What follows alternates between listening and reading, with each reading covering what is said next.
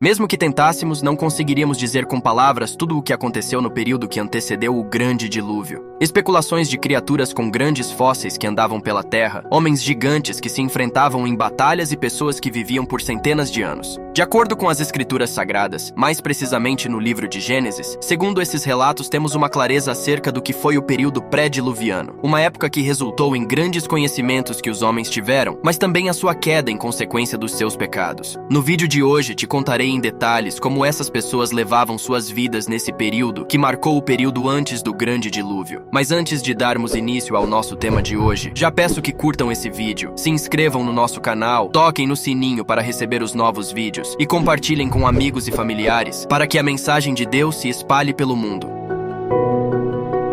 O período antediluviano corresponde aos fatos ocorridos na primeira época pré-abraâmica, época que durou cerca de 2000 anos, abrangendo os fatos da criação até a chamada de Abraão. O período antediluviano vai de Adão ao dilúvio e realça como personagens importantes a pessoa de Deus e o homem antes e pós a queda. Segundo relatos bíblicos, a primeira família na era pré-diluviana foi a de Adão e Eva. Logo após serem expulsos do paraíso, em decorrência da desobediência que originou no pecado, o primeiro casal do mundo estabeleceram e construíram uma família com filhos e filhas. O primogênito desse casal foi Caim. O que era para se tornar algo abençoado com o nascimento de Caim, também se tornou uma maldição. Caim se tornou o primeiro assassino da história bíblica, matando seu próprio irmão Abel. E o motivo para o homicídio foi inveja. Ele o matou de forma covarde. Em decorrência desse crime, Deus o puniu colocando nele uma marca. Gênesis capítulo 4 e versos de números 11 ao 16. E agora maldito és tu desde a terra, que abriu a sua boca para receber da tua mão o sangue do teu irmão. Quando lavrares a terra, não te dará mais a sua força. Fugitivo e vagabundo serás na terra. Em resposta, Caim lamentou. Então disse Caim ao Senhor: é maior a minha maldade que a que possa ser perdoada. Eis que hoje me lanças da face da terra, e da tua face me esconderei, e serei fugitivo e vagabundo na terra. E será que todo aquele que me achar, me matará? Deus respondeu. O Senhor, porém, disse-lhe: portanto, qualquer que matar a Caim, 7 vezes será castigado. E pôs o Senhor um sinal em Caim, para que o não ferisse qualquer que o achasse. Após receber a marca de Deus e ter sua vida poupada pelo Senhor, Caim construiu uma cidade na terra de Nod. Portanto, Caim deu a essa cidade o nome do seu primeiro filho, Enoque. Essa cidade antediluviana é a primeira cidade mencionada na Bíblia, no livro de Gênesis capítulo 4. Diferente do que artigos não baseados na Bíblia tentam explicar, Deus criou o homem como um ser moralmente capaz e racional. Como relatado anteriormente, Caim, apesar de não possuir conhecimentos, tinha capacidade de edificar uma cidade, a qual se tornou a primeira cidade fundada antes do grande dilúvio. Já os seus descendentes foram responsáveis por grandes invenções. Com Jabal, Jubal e Tubal-Caim, a sociedade antediluviana aprendeu a habitar em tendas, criar rebanhos de gado, a desenvolver as artes com a criação de instrumentos musicais e a forjar ferramentas úteis através do trabalho com cobre e ferro depois na época de Noé. Livro de Gênesis, capítulo 4 e versos de número 17 ao 22. A Bíblia mostra claramente que o homem já possuía a capacidade de realizar maiores construções, como a arca, por exemplo, em que através das instruções do próprio Deus, Noé a construiu. Levando em consideração que a Bíblia não diz em que período Noé levou para concluir a construção da arca, nem quanto tempo durou esse período. Estudiosos apontam que, pela arca ter sido construída manualmente, ou seja, com ferramentas que aqueles homens já utilizavam, provavelmente ela levou muito tempo para finalizar a sua construção. Algo bem interessante e que a maioria dos cristãos não entendem é o fato dos homens naquela época viverem longos anos, algo que trazendo para os dias atuais se torna algo impossível de acontecer. De acordo com a Bíblia, antes do dilúvio era normal as pessoas viverem mais de 900 anos, como relata em Gênesis capítulo 6 e verso 8. Apesar da Bíblia não revelar o porquê as pessoas viviam mais, alguns estudiosos trazem à tona algumas reflexões. Segundo eles, o tempo naquela época era contado de forma diferente. Outros dizem que havia somente um idioma, o que permitiu que eles vivessem por longos anos para que houvesse uma transmissão maior de conhecimentos e informações. Independente do fato de haver ou não argumentos levantados para as questões de saúde humana ou cronológica, a verdade é que em tudo Deus tinha um propósito determinado. Nesse período antes do dilúvio não havia escrita, então o conhecimento era passado oralmente de geração a geração. Dessa forma, as testemunhas originais tinham um papel fundamental na conservação e integridade da informação. Então, por exemplo, com Adão, seus filhos e seus netos, vivendo centenas de anos, o conhecimento de Deus foi perpetuado de forma consistente na linhagem humana. Em outras palavras, uma pessoa nascida depois de 800 anos da queda do homem no Éden, ainda podia conhecer o primeiro homem criado por Deus e obter dele todos os detalhes detalhes sobre a revelação divina. A Bíblia é clara e convicta ao afirmar que o período do estilo de vida pecaminoso que Caim adotou ao assassinar seu próprio irmão se alastrou fortemente antes do dilúvio. Um exemplo disso é Lameque, um descendente de Caim, foi o primeiro homem a adotar a poligamia, de acordo com o relato bíblico, e também por ser duplo homicida, e ele se orgulhava das suas crueldades. Gênesis capítulo 4 e versos de número 18 ao 24. Caim também demonstrava ser um homem muito cruel e frio. Além de não ter se arrependido de ter tirado a vida de seu irmão, ele ainda achou que Deus foi injusto com ele. Com a queda de Caim no pecado, o mundo se tornava cada vez mais corrupto e um lugar difícil de se habitar. Deus, quando criou o mundo e o homem, o Senhor assim o fez com o intuito dos seres viventes o adorarem em espírito e em verdade, o que de fato não ocorreu. Pelo contrário, a Bíblia também diz que no período antediluviano, os filhos de Deus se misturaram com as filhas dos homens. Livro de Gênesis, capítulo 6. Alguns intérpretes defendem que isso significou uma mistura entre seres espirituais e humanos. Em outras palavras, supostamente anjos caídos tiveram relações com mulheres na terra, mas a maioria dos estudiosos chegaram à conclusão de que a consequência para o dilúvio ter ocorrido é o fato de que pessoas boas se relacionaram com pessoas más, e modo que rapidamente a impiedade prevaleceu e caracterizou toda aquela civilização. Naquele tempo, a linhagem piedosa de Sete foi o ramo da humanidade que preservou o conhecimento de Deus. Mas com o tempo, essa linhagem se misturou com a linhagem cruel de Caim, e a depravação espiritual alcançou um limite intolerável por Deus. Dessa mistura, inclusive, surgiram os Nefilins, que eram os homens valentes e de fama na antiguidade. Os Nefilins eram homens de estatura grande, como é citado em Gênesis capítulo 6 e verso de número 4. Mas no meio dessa árvore de frutos podres, existiam pessoas que eram realmente comprometidas com o Senhor, respeitavam e obedeciam seus ensinamentos. Abel, por exemplo, foi o primeiro mártir que continuou sendo lembrado como um exemplo de fé até nos tempos do Novo Testamento. Livro de Hebreus, capítulo 11. Enoque foi um outro exemplo, que teve um relacionamento tão próximo com Deus que acabou sendo arrebatado para não ver a morte. Foi nesse período que um grande servo de Deus nasceu, cresceu e se desenvolveu como homem. Noé era um homem temente a Deus e obedecia à sua palavra. Fato esse que está registrado no livro de Gênesis, capítulo 6 e versos do número 1 ao 22. Nos anos que sucederiam o dilúvio, Deus viu em Noé uma rara exceção para aquela época, onde o pecado havia contaminado a todos, menos o construtor da arca. A Bíblia diz que sua família foi a única a ser poupada quando Deus considerou intolerável a situação de depravação generalizada daquela civilização podre pelo pecado. As escrituras sagradas nos dizem que Deus se arrependeu de ter criado o homem. Como falado anteriormente, Deus criou o homem, imagem e semelhança a ele mesmo. E ele fez isso com amor para que o homem viesse a adorá-lo e viver conforme seus mandamentos. Mas o pecado foi tão grande que corrompeu a humanidade, e dessa forma, o Criador decidiu exterminar a população que naquela época habitava o planeta. Podemos constar no Novo Testamento o relato do apóstolo Pedro, descreveu o fim da história antes do dilúvio da seguinte forma: pelas quais coisas pereceu o mundo de então coberto com as águas do dilúvio. Foi também pelas águas, as águas do dilúvio, que o mundo daquele tempo foi destruído. Mas o céu e a terra que agora existem estão reservados para serem destruídos pelo fogo por meio daquela mesma ordem. Eles estão sendo reservados para o dia do julgamento e destruição dos homens maus. 2 Pedro, capítulo 13, versos de números 6 e 7. E foi assim que o período antediluviano chegou ao fim, com o derramamento da ira de Deus sobre a humanidade. Tudo o que aconteceu naquele tempo serve de alerta para os nossos dias. Deus refez a aliança que havia se quebrado. Jesus é a prova do amor e bondade de Deus para com a humanidade. O Senhor tem prazer em salvar, libertar e curar. Mas, a cada dia vemos a humanidade caminhando para o fim, como nos tempos antes do dilúvio. Cristo faz um chamado para o povo se arrepender de todo o coração dos seus pecados e ter os olhos voltados para as coisas do alto. Como na era pré-diluviana, observamos as pessoas do mundo de hoje. Elas reverenciam o mal e vemos estabelecimentos como bares e boates nas ruas e becos de todas as cidades. As pessoas comem, bebem e se divertem, entregando-se aos prazeres da carne. A maioria das pessoas compete por fama, riqueza e status, brigando e conspirando umas contra as outras e enganando umas às outras, inclusive amigos e parentes. Estão todas fartas da verdade, apaixonadas pela injustiça e vivendo no pecado. Ninguém toma a iniciativa de buscar a verdade ou o verdadeiro caminho, e as pessoas até mesmo negam e resistem abertamente a Deus. A humanidade toda vive sob o domínio de Satanás, e mesmo os que creem no Senhor se degradam para seguir as tendências mundanas. Cobiçam prazeres pecaminosos, vivendo em um ciclo contínuo de pecado seguido de confissão, e não colocam em prática os ensinamentos do Senhor, embora os conheçam bem. O apóstolo Lucas, no capítulo 17 e versos de números 26 ao 30, faz um alerta trazendo para a humanidade essa profecia. Como aconteceu nos dias de Noé, assim também será nos dias do Filho do homem. Comiam, bebiam, casavam e davam-se em casamento, até o dia em que Noé entrou na arca, e veio o dilúvio e os destruiu a todos. Assim será no dia em que o Filho do Homem se há de manifestar. Essa profecia nos mostra que quando as pessoas dos últimos dias se tornarem tão corruptas e perversas quanto as pessoas da época de Noé, o Senhor retornará. Infelizmente, as pessoas só perceberão as consequências dos seus pecados quando o juízo dele vir sobre a terra, e a partir desse ponto já não haverá chance nenhuma de arrependimento. Agradeço a sua companhia até aqui, que o Senhor Jesus abençoe tua família e compartilhem esse vídeo para que alcance mais almas. Não se esqueçam de tocar no sininho para receber as notificações de novos vídeos. Comentem aqui embaixo o que acharam do tema de hoje e já deixem sugestões de temas para os próximos. Graça e paz, até logo!